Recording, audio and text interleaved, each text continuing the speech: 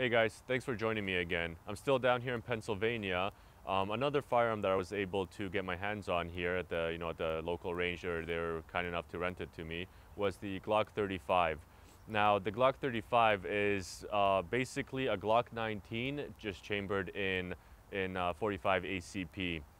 They're very comparable. Barrel lengths, like slide length, and are actually quite similar. The only difference really is that the magazine extends a little further out on the Glock 19.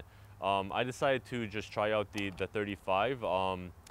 Not that I'm a huge fan of 45 ACP. I do appreciate it. I do shoot it. I have a 1911 and 45 ACP, so I do shoot it. But the main reason I went for that gun was to basically see how uncontrollable it would be, just because of the size of the bullet and the kickback of the 45 ACP in such a small package. I was curious to see if it would be just too hard to control.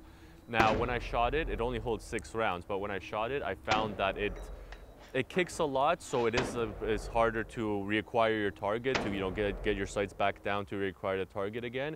It's a little harder just because there's more kick, but overall the grip of the gun, just like having, holding it was fine. I didn't feel like it was going to jump out of my hands because it was so small and I could barely hold it. Now one thing that I did find when I shot the Glock, and I've heard that some people have this issue and others don't. I don't know what it's based on, if it's based on how fat your fingers are or how skinny, but when I shot, I found that the trigger guard really kind of scraped up my knuckle on my middle finger. So after shooting, going through like two, 3 magazines, now they only hold 6 rounds, so I went through 12 rounds or 18. And it was actually starting to hurt my knuckle quite a bit. I heard about people grinding down the trigger guard there, getting rid of that bump and just thinning it out, so when they shoot, it doesn't, hurt their finger. I don't own any Glocks right now. After that experience, I think I like the Glock. I like the way it shoots. I like the way it points. I kind of even like the trigger. I'm kind of used to heavy triggers. I have an M&P 9mm. It's got a decently heavy trigger on it. I'm used to heavy triggers. I kind of find that if the trigger's too soft, I'm not ready to fire the gun and it fires. So I prefer to know that when I pull it, it's gonna go, not when I blow air on it. Now this was my first time firing the Glock, and like I said, I found it actually to be really, besides it just hurting my knuckle, it was a great gun. Like, I really enjoyed shooting it.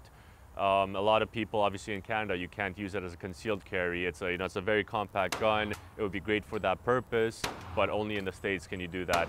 So now the great thing about Glocks is that obviously in every caliber, they make 3 different sizes, and obviously for 3 different purposes. They make a full size, they make a mid size, and they make a compact.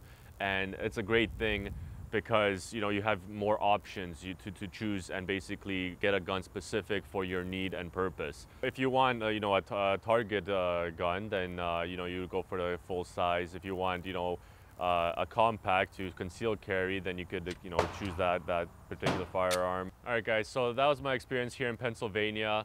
I'm gonna have to come back down here real soon and just bring basically my checkbook. Bring a bigger wallet this time, because there's actually a lot more here that I want to experience.